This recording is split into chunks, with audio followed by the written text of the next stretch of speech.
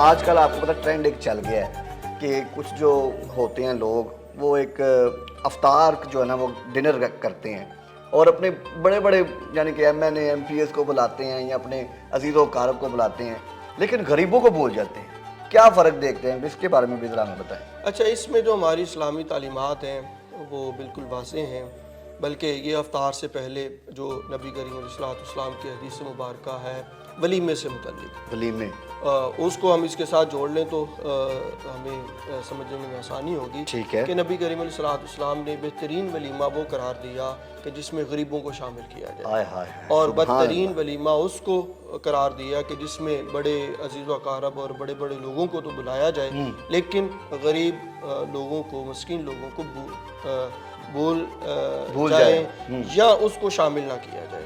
تو یہ جو افطار پارٹیاں ہیں یا اس طرح کی اور بھی بہت ساری چیزیں ہیں، جیسے ہم قربانی کے موقع کے اوپر جو ہے وہ چھوٹے جانور کرتے ہیں وہ خود رکھ لیتے ہیں اور بڑے جانور جو ہے وہ غریبوں میں تقسیم کر دیتے ہیں. تو یہ ایک فرق ہمیں دیکھنے کو ملتا ہے اور اس کو ہم ریاکاری کہتے ہیں کہ آپ بڑے لوگوں کو جن سے آپ کے فائدے ہیں یا آپ کے تعلقات ہیں، آج آپ کھانا کھلائیں گے تو کل اپنا کوئی مفاد بھی ان سے حاصل کریں گے.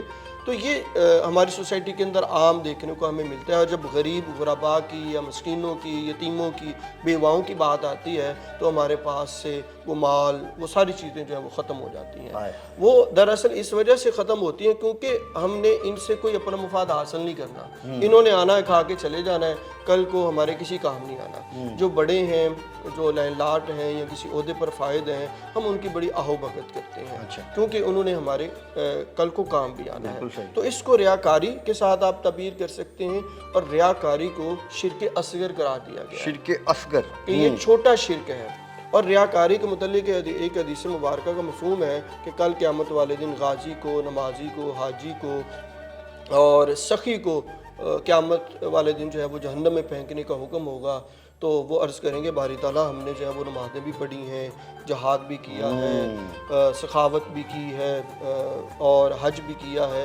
تو اللہ تعالیٰ فرمائے گا تم نے لوگوں کے لیے کیا ہے، میرے لیے نہیں کیا. تو لوگوں نے تمہیں حاجی بھی کہا، نمازی بھی کہا، سخی بھی کہا، غازی بھی کہا، اب اس کا میرے پاس اجر نہیں ہے. تو جو اس طرح کا پروگرام جو دکھلاوے کے لیے کیا جائے، اللہ کی رضا کے لیے نہ کیا جائے، تو پھر اللہ کے ہاں اس کا کوئی اجر نہیں ہے. وہ نمود و نمائش کے لیے ہے اور لوگ واہ واہ کر کے چلے جاتے ہیں اور اس کا اجر لاکھوں کروڑوں جتنا بھی آپ نے روپے خرچ کیے ہوتے ہیں اس کا کل قیامت والے دن ذرہ برابر بھی فائدہ نہیں. بہت شکریہ وسیم بھائی، ماشاءاللہ بڑا اچھا آپ نے ایکسپلین کیا ہے کہ یہ جو ٹرینڈ چل رہا ہے خاص طور پہ پاکستان کے اندر کہ غریبوں کو بھلا کے جو ہے وہ امیروں کی جو ہے وہ افطار پارٹیاں کی جاتی ہیں.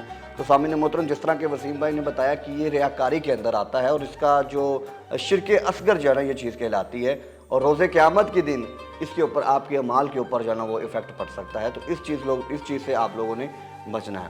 سامعین محترم، انشاءاللہ یہ جو سیگمنٹس کا سلسلہ ہے یہ انشاءاللہ رمضان المبارک کے اندر چلتا رہے گا. اگر آپ کے پاس کوئی سوال ہے روزے کے متعلق، اسلام کے متعلق، روزے کے مسائل کے متعلق، تو آپ ہمارے کمنٹ سیشن کے اندر ضرور لکھیں.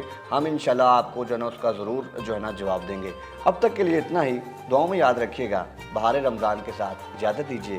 اللہ نگہبان.